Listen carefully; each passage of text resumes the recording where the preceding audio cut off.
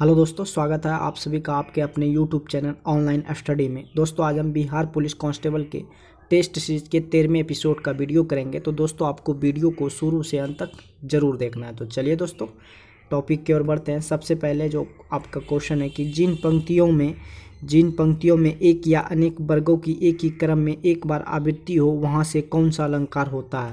कह रहा है जिन पंक्तियों में एक या अनेक वर्णों को एक ही क्रम में एक बार आवृत्ति हो वहाँ कौन सा अलंकार प्रयुक्त होता है। तो आपका दोस्तों अलंकार जो होगा छेकानुप्रयास अलंकार, जो कि आपका ऑप्शन नंबर डी जो है वो बिल्कुल सही है। अगले क्वेश्चन की ओर बढ़ते हैं। अगला क्वेश्चन कह रहा है कि सोना चांदी तांबा और लोहा में सबसे अधिक जो तन होता है वो कौन होता है। तो आपका दोस्तों ऑप्शन नंबर डी जो है सोना सबसे ज़्यादा तन होता है। तो आपका ऑप्शन नंबर डी जो है बिल्कुल करेक्ट है। अगले क्वेश्चन की ओर बढ़ते हैं। कह रहा है कि विगत दशकों में चीन की विदेश नीति का जो केंद्रीय मार्गदर्शक सिद्धांत कौन सा रहा है। तो आपका कम्युनिस्ट दर्शन रहा है। तो विगत दशकों में चीन की विदेश नीति का जो केंद्रीय मार्गदर्शक सिद्धांत कौन सा रहा है। तो आपका डी नंबर जो कम्युनिस्ट दर्शन रहा है, जो कि आपका डी नंबर बिल्कुल करेक्ट है। अगले क्वेश्चन की ओर बढ़ते हैं। अगला जो क्वेश्चन है कि निम्नलिखित में कौन भारतीय संविधान के सुलेखक यानी कि कैलीग्राफर थे। निम्न में से कौन भारतीय संविधान के प्रमुख सुलेखक यानी कि कैलीग्राफर थे। तो आपका पी.वी. नारायण रायजादा जो थे वो संविधान के क्या थे, संविधान के कैलीग्राफर थे। आपका ऑप्शन नंबर बी जो है बिल्कुल करेक्ट है। अगले क्वेश्चन की ओर बढ़ते हैं। अगला जो क्वेश्चन आपके स्क्रीन पर कि निम्नलिखित में कौन सा देश अपनी आकृति के कारण यूट कहलाता है। तो आपका इटली जो है अपनी आकृति के कारण क्या कहलाता है, यूट कहलाता है। दोस्तों आपका इंग्लिश का क्वेश्चन है, इंग्लिश का क्वेश्चन हम छोड़ देते हैं, अभी जो जीके की ओर बढ़ते हैं। कह रहा है कि नेक्स्ट क्वेश्चन निम्नलिखित में वो कौन से कण है जो परमाणु केंद्रक के चारों ओर घूमते हैं और ऋणात्मक रूप में आवेशित होते हैं। दोस्तों आपको मालूम होगा इलेक्ट्रॉन हमेशा क्या रहते हैं, ऋणात्मक रहते हैं और केंद्रक के क्या करते हैं, चारों ओर क्या करते हैं, परिक्रमा करते हैं। तो आपका ऑप्शन नंबर 1 जो है बिल्कुल सही है। अगले क्वेश्चन की ओर बढ़ते हैं। अगला क्वेश्चन आपकी स्क्रीन पर कह रहा है कि निम्नलिखित में कौन सा पदार्थ पौधे के लिए एक सूक्ष्म पोषक होता है। निम्नलिखित में कौन सा पदार्थ जो होता है पौधों के लिए एक सूक्ष्म पोषक होता है। तो आपका ऑप्शन डी जो है बोरोन जो है पौधों के लिए एक क्या होता है, सूक्ष्म पोषक होता है। तो आपका ऑप्शन डी नंबर जो है बिल्कुल करेक्ट है। अगले क्वेश्चन की ओर बढ़ते हैं। अगला क्वेश्चन है कि निम्नलिखित में कौन सी शर्करा तत्काल ऊर्जा प्रदान करती है। निम्नलिखित में कौन सी शर्करा तत्काल ऊर्जा प्रदान करती है। तो आपका ग्लूकोज जो है C6H12O6 तुरंत ऊर्जा प्रदान करती है, यानी कि निम्नलिखित में कौन सी शर्करा जो है तत्काल ऊर्जा प्रदान करती है। आपका ऑप्शन नंबर डी जो है बिल्कुल करेक्ट है। अगले क्वेश्चन की ओर बढ़ते हैं। अगला जो क्वेश्चन है कि निम्नलिखित में वह कौन सा पौधा है जो बीजाणुओं के जरिए प्रजनन करता है। निम्नलिखित में वह कौन सा पौधा है जो बीजाणुओं के द्वारा प्रजनन करता है। तो आपका धनिया जो है वो बीजाणुओं के द्वारा क्या करता है, प्रजनन करता है। तो आपका ऑप्शन नंबर बी जो है बिल्कुल करेक्ट है। अगले क्वेश्चन की ओर बढ़ते हैं। कह रहा है कि निम्नलिखित में विटामिन सी का जो महत्तम स्रोत है वो क्या है। तो सिट्रिक अम्ल है। निम्नलिखित में विटामिन सी का जो सर्वोत्तम स्रोत है वो क्या है, सिट्रिक अम्ल। और दोस्तों नींबू में सिट्रिक अम्ल पाया जाता है और विटामिन सी का जो रासायनिक नाम होता है एस्कॉर्बिक अम्ल होता है। तो अगले क्वेश्चन की ओर बढ़ते हैं। तो इसका आंसर हो जाएगा 15 का जो आपका सी नंबर जो होता है। विटामिन सी का जो सर्वोत्तम स्रोत है वो क्या है, विटामिन सी यानी कि सिट्रिक अम्ल। अगले क्वेश्चन की ओर बढ़ते हैं। आकलन शब्द का जो शब्द होता है, आकलन शब्द का विलोम जो होता है वो क्या होता है, आकलन शब्द का जो विलोम होता है दोस्तों वो समाकलन होता है, यानी कि इंटीग्रेशन। आपका जो सी नंबर है बिल्कुल सही है। अगले क्वेश्चन की ओर बढ़ते हैं। जो काल से परे हो उसे क्या कहा गया हो। एक अनेक शब्दों के बदले एक शब्द है जो काल से परे हो उसे कालातीता कहते हैं। जो काल से परे हो उसे क्या कहते हैं, उसे कालातीता के नाम से जाना जाता है। तो आपका ऑप्शन नंबर डी जो है बिल्कुल करेक्ट है। अगले क्वेश्चन की ओर बढ़ते हैं। अगला क्वेश्चन आपके स्क्रीन पर कि भारत है भावना दहा जगजीवन को हारने की, यह पंक्ति जो है किनकी है कि भारत है भावना दहा जगजीवन को हरने की, यह पंक्ति किसकी है। तो रामधारी सिंह दिनकर जी की है। तो आपका ऑप्शन नंबर ए जो है बिल्कुल करेक्ट है। अगले क्वेश्चन की ओर बढ़ते हैं। कह रहा है कि सुमित्रानंद पंत का देहांत कब हुआ था। सुमित्रानंद पंत का देहांत कब हुआ था। तो आपका ऑप्शन नंबर सी जो है 1970 में सुमित्रानंद पंत का देहांत हुआ था। सुमित्रानंद पंत का जो देहांत हुआ था 1917 में हुआ था। अगले क्वेश्चन की ओर बढ़ते हैं। कह रहा है कि कविता कौमुदी कौमुदी के कौन कवि थे? कविता कौमुदी के कवि कौन थे? तो कौमुदी के जो कवि थे राम नरेश त्रिपाठी थे, जो कि आपका ऑप्शन नंबर डी नंबर जो है बिल्कुल करेक्ट। अगले क्वेश्चन की ओर बढ़ते हैं। अगला जो क्वेश्चन है कि किसी पिंड के वेग समय का ग्राफ सरल रेखा में आता है तथा मूल बिंदु से गुजरते हुए x को छूता है, तो वो पिंड क्या है? तो वो पिंड जो है समान त्वरण से क्या है? गतिशील है। तो आपका ऑप्शन नंबर ए जो है बिल्कुल करेक्ट है। अगले क्वेश्चन की ओर बढ़ते हैं। अगला जो क्वेश्चन है कि एक पहिया जो है जमीन पर एक समान स्थानांतरीय चाल से रोल करता है। एक पहिया जो है जमीन पर एक समान स्थानांतरीय चाल से रोल करता है, पहिए पर एकदम रेखिक जो बल होगा, वेग वाला बिंदु कौन सा होगा? तो आपका ऑप्शन नंबर ए जो है पहिए का जमीन के साथ संपर्क बिंदु वाला बल होगा। तो आपका ए नंबर जो है बिल्कुल करेक्ट है। अगले क्वेश्चन की ओर बढ़ते हैं। नकारात्मक त्वरण निम्न में से किसकी दिशा के विपरीत होता है? नकारात्मक त्वरण जो है निम्नलिखित में किसकी दिशा के विपरीत होता है? दोस्तों नकारात्मक त्वरण जो होता है वेग के दिशा के क्या होता है? विपरीत होता है। नकारात्मक त्वरण यानी कि माइनस जो त्वरण माइनस ऋणात्मक त्वरण जो होता है किनकी दिशा के विपरीत होता है? तो वेग के त्वरण के वेग के विपरीत दिशा में होता है। तो अगले क्वेश्चन की ओर बढ़ते हैं। अगला जो क्वेश्चन आपके स्क्रीन पर कि निम्नलिखित उदाहरणों में से किसमें एक एथलीट का त्वरित वेग अधिकतम होता है? निम्नलिखित उपकरणों में किसमें एक एथलीट का त्वरित वेग अधिकतम होता है? तो एक वृत्ताकार पथ पर दौड़ना जो होता है वो एथलीट का त्वरित वेग जो होता है वो अधिकतम होता है। तो आपका ऑप्शन नंबर डी जो है वो बिल्कुल सही है। अगले क्वेश्चन की ओर बढ़ते हैं। कह रहा है कि मुक्त रूप से गिरने के दौरान पिंड किस स्थिति में होता है? मुक्त रूप से गिरने के दौरान पिंड किस स्थिति में होता है? तो भारिणता की स्थिति में होता है। मुक्त रूप से गिरने के दौरान पिंड किस स्थिति में होता है? तो भारिणता की स्थिति में होता है। तो आपका ऑप्शन नंबर सी जो है बिल्कुल सही है। अगले क्वेश्चन की ओर बढ़ते हैं। अगला जो क्वेश्चन है कि निम्नलिखित में कौन सी जो विधि है राष्ट्र के मौलिक विधि के रूप में मानी जाती है? निम्नलिखित में कौन सी विधि राष्ट्र के मौलिक विधि के रूप में मानी जाती है? तो आपका संवैधानिक जो विधि है वो राष्ट्र के मौलिक विधि के रूप में जानी जाती है। तो आपका ऑप्शन नंबर डी जो है बिल्कुल करेक्ट है। अगले क्वेश्चन की ओर बढ़ते हैं। अगला जो क्वेश्चन है कि निम्नलिखित में किसने अनुच्छेद 356 को सुरक्षा कपाट कहा? निम्न में से किसने अनुच्छेद 356 को सुरक्षा कपाट कहा है? तो डॉक्टर अंबेडकर ने आर्टिकल 356 को सुरक्षा कपाट के रूप में कहा गया। तो आपका ऑप्शन नंबर ए जो है वो बिल्कुल करेक्ट है। नेक्स्ट क्वेश्चन की ओर बढ़ते हैं। नेक्स्ट क्वेश्चन जो है कह रहा है कि धारा रेखीय प्रभाव जो होता है, धारा रेखीय प्रभाव किस प्रकार के द्रव्यों के लिए समान रूप से अधिक होता है? धारा रेखीय प्रभाव जो होता है किस द्रव्यों के लिए समान रूप से अधिक होता है? तो निम्न घनत्व एवं उच्च श्यानता के लिए द्रव्यों के लिए समान रूप से अधिक होता है। तो आपका ऑप्शन नंबर डी जो है बिल्कुल करेक्ट है। अगले क्वेश्चन की ओर बढ़ते हैं। अगला क्वेश्चन आपकी स्क्रीन पर निम्न में से किस हेलोजन का क्वथनांक जो है उच्चतम होता है? निम्न में से किस हेलोजन का क्वथनांक उच्चतम होता है? तो आपका ऑप्शन जो 1 है कि आयोडीन का क्वथनांक क्या होता है? सबसे उच्च होता है। तो आपका ऑप्शन नंबर 1 जो है बिल्कुल करेक्ट है। अगले क्वेश्चन की ओर बढ़ते हैं।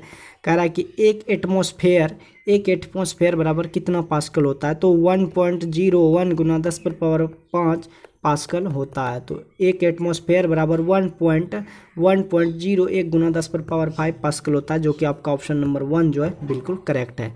अगले क्वेश्चन की ओर बढ़ते हैं। अगला जो क्वेश्चन है कि राज व्यक्ति का विराट रूप है।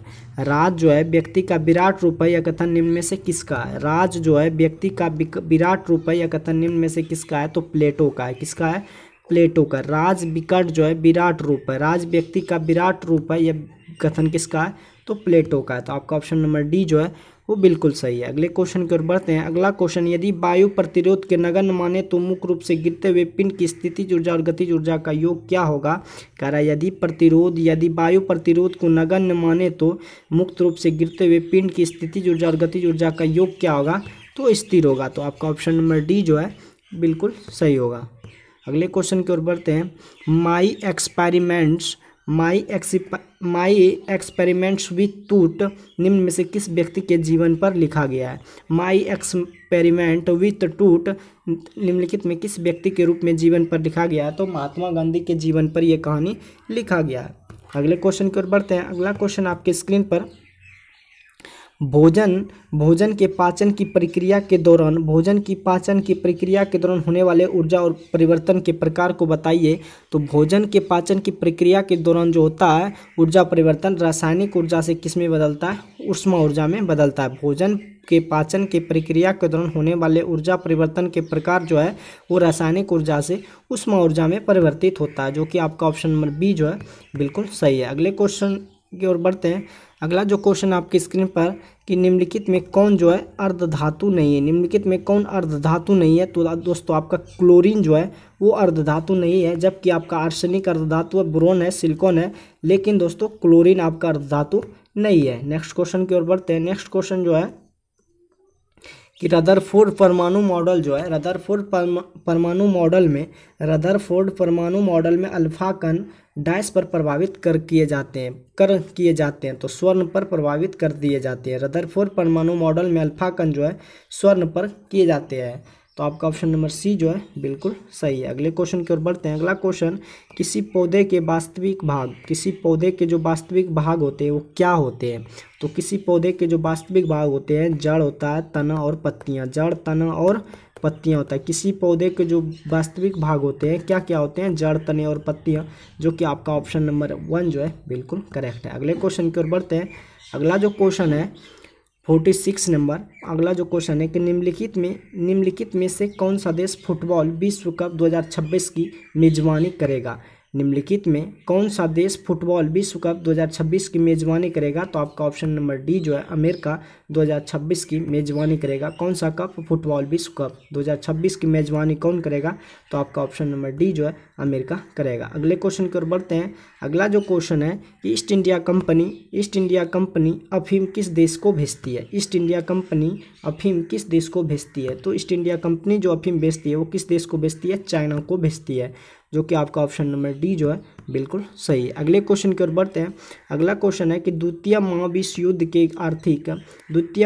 के आर्थिक दुष्प्रभावों को समाप्त करने के लिए यूरोप में किस संस्था का उदय हुआ था। कह रहा है क्वेश्चन कि द्वितीय महायुद्ध के बाद आर्थिक दुष्प्रभावों को समाप्त करने के लिए यूरोप में किस संस्था का उदय हुआ था, तो यूरोपीय आर्थिक समुदाय का उदय हुआ था। द्वितीय विश्व युद्ध के बाद आर्थिक दुष्प्रभावों को समाप्त करने के लिए किस संस्था का उदय हुआ था, तो यूरोपीय आर्थिक समुदाय का उदय हुआ था। अगले क्वेश्चन की ओर बढ़ते हैं। अगला जो क्वेश्चन है कि यूरोप में कागज बनाने वाला कारखाना कहाँ खोला गया, यूरोप में कागज बनाने वाला जो कारखाना खोला गया वो जर्मनी में खोला गया, जो कि आपका ऑप्शन नंबर सी जो है कि यूरोप में कागज बनाने वाला पहला कारखाना खोला गया, कहाँ पे, जर्मनी में, जो कि आपका ऑप्शन नंबर सी जो है बिल्कुल सही है। अगले क्वेश्चन की ओर बढ़ते हैं।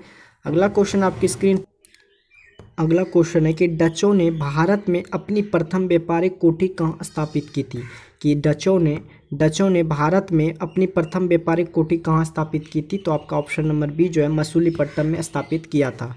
नेक्स्ट क्वेश्चन की ओर बढ़ते हैं। कह रहा है कि पहली टेलीग्राफ लाइन लॉर्ड डलहौजी द्वारा 1853 में किनके बीच हुआ था, तो कलकत्ता और आगरा के बीच हुआ था। कह रहा है कि पहली टेलीग्राफ लाइन लॉर्ड डलहौजी द्वारा 1853 में किनके बीच शुरू की गई थी, कलकत्ता और आगरा के बीच शुरू की गई थी।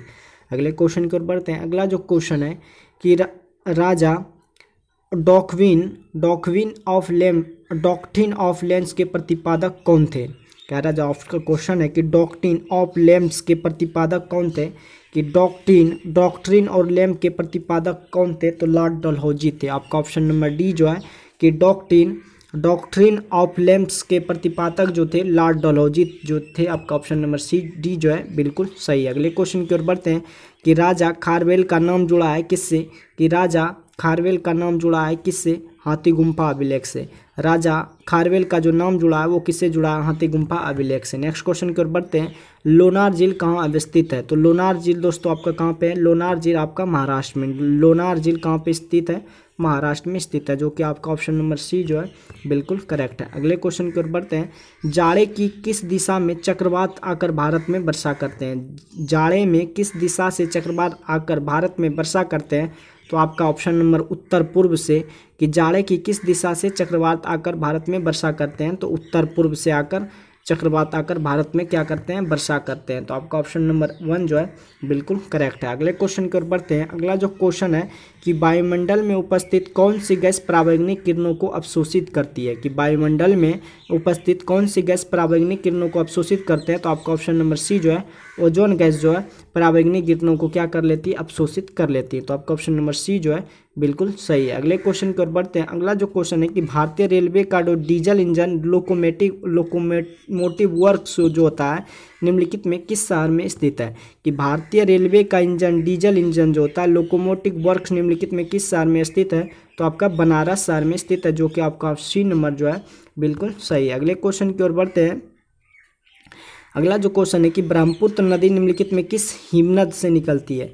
यानी कि ब्रह्मपुत्र नदी किस हिमनद से निकलती है? तो आपका ऑप्शन नंबर डी जो है चेमायू डूंग से निकलती है। तो ब्रह्मपुत्र नदी जो है किस हिमनद से निकलती है? चेमायू गंडूक से निकलती है। तो आपका ऑप्शन नंबर डी जो है बिल्कुल करेक्ट है। नेक्स्ट क्वेश्चन की ओर बढ़ते हैं। नेक्स्ट क्वेश्चन जो आपका स्क्रीन पर है कि क्षोभ मंडल की सघनता कब बढ़ जाती है? क्षोभ मंडल यानी कि ट्रोस्फियर ट्रोपोस्फेरियर की सघनता कब बढ़ जाती है? तो शीत ऋतु में क्षोभ मंडल की सघनता जो होती है वो क्या हो जाती है? बढ़ जाती है। तो आपका ऑप्शन नंबर बी जो है बिल्कुल सही है। अगले क्वेश्चन की ओर बढ़ते हैं। अगला जो क्वेश्चन है कि भारत में कॉफ़ी का अधिकतम उत्पादन करने वाले राज्य का नाम क्या है? कि भारत में कॉफ़ी का उत्पादन करने वाले राज्य का नाम क्या है? तो कॉफ़ी उत्पादन करने में कर्नाटक सबसे ज़्यादा राज्य है, इसे सोना वाला राज्य भी कहा जाता है। तो आपका ऑप्शन नंबर सी जो है बिल्कुल करेक्ट है। अगले क्वेश्चन की ओर बढ़ते हैं। कहला कि सुंदरबन क्षेत्र में कौन सी मिट्टी सबसे अधिक पाई जाती है? सुंदरबन क्षेत्र में कौन सी मिट्टी सबसे अधिक पाई जाती है? तो आपका जलोढ़ मिट्टी हो सबसे अधिक पाई जाती है सुंदरबन में। तो आपका ऑप्शन नंबर डी जो है बिल्कुल सही है। अगले क्वेश्चन की ओर बढ़ते हैं। निम्नलिखित में निम्न में से किसका नाम वैज्ञानिक प्रबंधन सिद्धांत के साथ जुड़ा हुआ है? निम्न में से किसका नाम वैज्ञानिक प्रबंधन सिद्धांत के साथ जुड़ा हुआ है? तो फ्रेडरिक टेलर का नाम जो है वैज्ञानिक प्रबंधन सिद्धांत के साथ नाम जुड़ा हुआ। तो आपका ऑप्शन नंबर सी जो है बिल्कुल सही है। अगले क्वेश्चन की ओर बढ़ते हैं।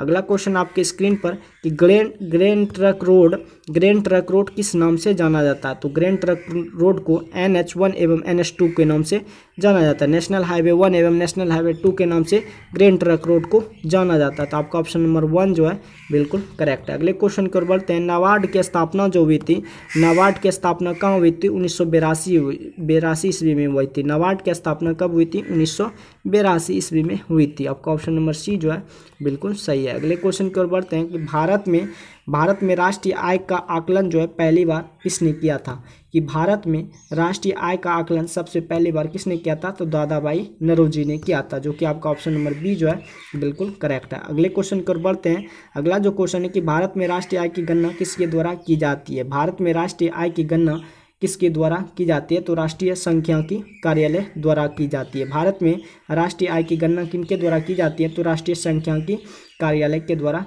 की जाती है। अगले क्वेश्चन की ओर बढ़ते हैं। अगला जो क्वेश्चन है कि मुद्रा का प्राचीनतम रूप क्या है? कि मुद्रा का जो प्राचीनतम रूप क्या है वो क्या है? तो आपका ऑप्शन नंबर सी जो है वस्तु मुद्रा है। मुद्रा का जो प्राचीनतम रूप है क्या है? वस्तु मुद्रा। आपका ऑप्शन नंबर सी जो है बिल्कुल सही है। अगले क्वेश्चन की ओर बढ़ते हैं। अगला जो क्वेश्चन है कि संयुक्त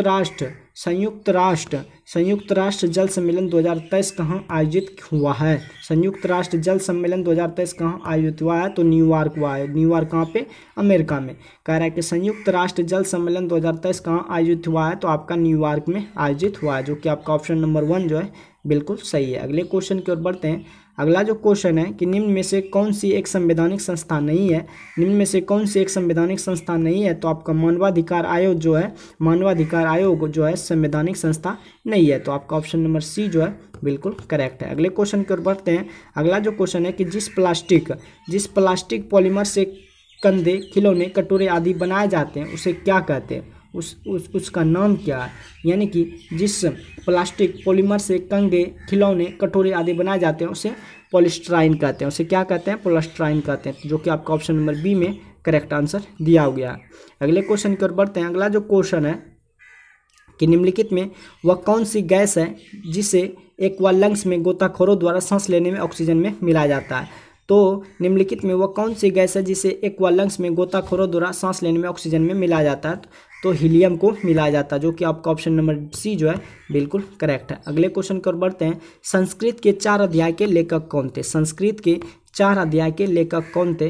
तो रामधारी सिंह दिनकर थे। संस्कृत के 4 अध्याय के जो लेखक थे वो कौन थे? दिनकर जी थे। आपका ऑप्शन नंबर 1 जो है बिल्कुल सही है। अगले क्वेश्चन की ओर बढ़ते हैं कि पंत की काव्य संग्रह उच्छ्वास कब प्रकाशित हुआ था? पंच की काव्य संग्रह उच्छ्वास कब प्रकाशित किया गया था? कि पंत की काव्य संग्रह उच्छ्वास कब प्रकाशित कब किया गया था? तो 1920 ईस्वी में प्रकाशित किया गया था, जो कि आपका ऑप्शन नंबर बी जो है बिल्कुल सही है। अगले क्वेश्चन की ओर बढ़ते हैं। कह रहा है सुमित्रानंद पंत को चिदम्बरा के लिए कौन सा पुरस्कार मिला था? सुमित्रानंद पंत को चिदम्बरा के लिए कौन सा पुरस्कार मिला था? तो सुमित्रानंद को ज्ञानपीठ के पुरस्कार मिला था, जो कि आपका ऑप्शन नंबर बी जो है बिल्कुल सही है। अगले क्वेश्चन की ओर बढ़ते हैं। मेहती में प्रयुक्त संधि का नाम बताएं। मेहती में प्रयुक्त संधि का नाम बताएं। तो मेहती में जो है गुण संधि है। मेहती में कौन सी संधि है? गुण संधि है। अगले क्वेश्चन की ओर बढ़ते हैं। अगला जो क्वेश्चन है कि अत्याचार का संधि विच्छेद क्या होगा? तो दोस्तों अति जोड़ आचार का अत्याचार होता है, तो आपका ऑप्शन नंबर बी जो है बिल्कुल करेक्ट है। अगले क्वेश्चन की ओर बढ़ते हैं। अगला जो क्वेश्चन है कि निम्नलिखित में से हमारे शरीर में कौन सबसे बड़ी ग्रंथि हो सकती है? तो सबसे बड़ी ग्रंथि का जो नाम है वो क्या है? यकृत है। क्या है? यकृत, जो कि आपका ऑप्शन नंबर डी जो है सी जो है बिल्कुल सही है। गर्म पानी जिसमें अधिक मात्रा में नमक मिला हो उसमें पीड़ित गौ रखने से पौक की सूजन कम हो जाती है। इस घटना को हम क्या कहते हैं? इस घटना को ऑस्मोसिस कहते हैं। क्या कहते हैं? गर्म पानी जिसमें अधिक मात्रा में नमक मिला उसमें पीड़ित पाँव रखने से पौक की सूजन कम हो जाती है, उसे क्या कहते हैं? तो ऑस्मोसिस कहते हैं, जो कि आपका ऑप्शन नंबर 1 जो है बिल्कुल सही है। अगले क्वेश्चन की ओर बढ़ते हैं। अगला जो क्वेश्चन है कि अमोनियम सल्फोनेट उर्वरक को बार बार प्रयोग एक ही भूमि करने से क्या हो जाती है? अम्लीय हो जाती है। अमोनियम सल्फोनेट उर्वरक का बार बार प्रयोग करने से भूमि में क्या हो जाती है? अम्लीय हो जाती है, जो कि आपका ऑप्शन नंबर बी जो है बिल्कुल करेक्ट है। नेक्स्ट क्वेश्चन की ओर बढ़ते हैं। कह रहा है कि नेक्स्ट क्वेश्चन जो है कि बैलिस्टिक मिसाइल निम्न में से किसने बनाया था? बैलिस्टिक मिसाइल निम्न में से किसने बनाया था? तो आपका ऑप्शन नंबर 1 जो है बर्नर वॉन ब्राउन ने बनाया था। बैलिस्टिक मिसाइल निम्नलिखित में किसने बनाया था? तो वर्नर वॉन ब्राउन ने बनवाया था, जो कि आपका ऑप्शन नंबर 1 जो है बिल्कुल सही है। अगले क्वेश्चन की ओर बढ़ते हैं। कह रहा है कि हशीश पौधे से प्राप्त की जाती है, यह बताइए वो पौधे के किस भाग से प्राप्त किया जाता है? हशीश जो है पौधे से प्राप्त की जाती है, यह बताइए कि पौधे के किस भाग से प्राप्त की जाती है? तो हशीश जो है पत्तियों और मादा पुष्प क्रम के निश्वास से प्राप्त किया जाता है, जो कि आपका ऑप्शन नंबर सी जो है बिल्कुल सही है। अगले क्वेश्चन की ओर बढ़ते हैं। अगला क्वेश्चन जो है हेनसंग निम्न में से किसे शिलादित के नाम से संबोधित करता था? हेनसंग जो है निम्न में से किसे शिलादित के नाम से संबोधित करता था? तो हर्षवर्धन को संबोधित करता था। शिलादित के नाम से किसको संबोधित करता था? तो हर्षवर्धन को संबोधित करता था।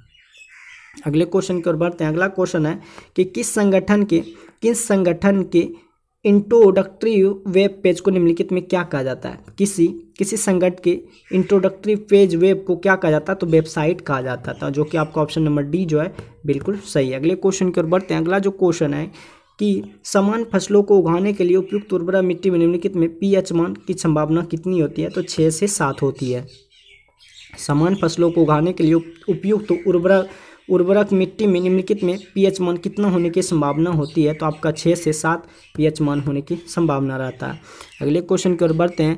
कह रहा है कि दूध उत्पादन में संसार में भारत का कौन सा स्थान है? कि दूध उत्पादन में संसार में भारत का कौन सा स्थान है? तो दूध उत्पादन में भारत जो है पहला स्थान है, यानी संसार में भारत का कौन सा स्थान है? पहला स्थान है। अगले क्वेश्चन की ओर बढ़ते हैं। हेपेटाइट बी जो है वो किस अंग को प्रभावित करता है?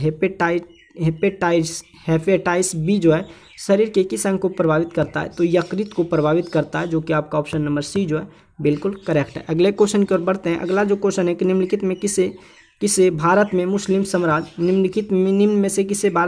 साम्राज्य का वास्तविक संस्थापक माना जाता है? निम्न में से किसे भारत में मुस्लिम साम्राज्य का वास्तविक संस्थापक माना जाता है? तो मुअज्जिज मोहम्मद बिन शाम को माना जाता है। तो अगले क्वेश्चन की ओर बढ़ते हैं। ब्रिटेन के नए सम्राट कौन बने थे?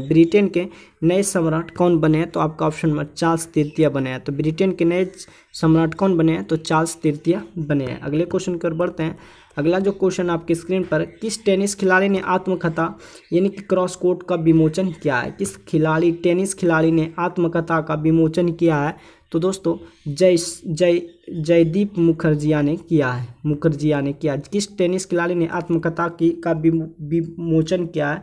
तो जयदीप मुखर्जिया ने किया है, तो जो कि आपका ऑप्शन नंबर बी नंबर जो है बिल्कुल सही है। अगले क्वेश्चन की ओर बढ़ते हैं। भारतीय अंतरिक्ष अनुसंधान संगठन इसरो के अध्यक्ष कौन थे? तो अभी जो वर्तमान में एस सोमनाथ है। कौन है? एस सोमनाथ है। पहले कौन थे? पहले दोस्तों एस सोमनाथ नहीं थे, पहले दूसरा कोई था, लेकिन अभी जो है एस सोमनाथ है। अगले क्वेश्चन की ओर बढ़ते हैं। अगला जो क्वेश्चन आपके स्क्रीन पर, निम्न में से किस गांव को देश का पहला और ग्राम घोषित किया गया था? निम्न में से किस गांव को देश का पहला और ग्राम घोषित किया गया था? तो मोड़ेरा गांव को सबसे पहले गांव को देश का पहला सौर ग्राम घोषित किया गया था। दोस्तों आपको ये कमेंट में टाइप करना है कि इसरो के एस सोमनाथ के पहले कौन था, इसको आपको कमेंट में बॉक्स में टाइप करना है। अगले क्वेश्चन की बढ़ते हैं। अगले जो क्वेश्चन है कि निम्न में से किस देश को देश का पहला और सौर ग्राम घोषित किया गया था? तो मोड़ेरा गाँव को सौर ग्राम घोषित किया गया। तो दोस्तों बिहार पुलिस कांस्टेबल के आपके सेट 13 का वीडियो समाप्त होता है। अगर दोस्तों ये वीडियो आपको अच्छा लगे तो अपने दोस्तों के साथ शेयर जरूर कीजिएगा। बाकी मिलते हैं नेक्स्ट वीडियो में। आज के लिए बस इतना ही। जय हिंद।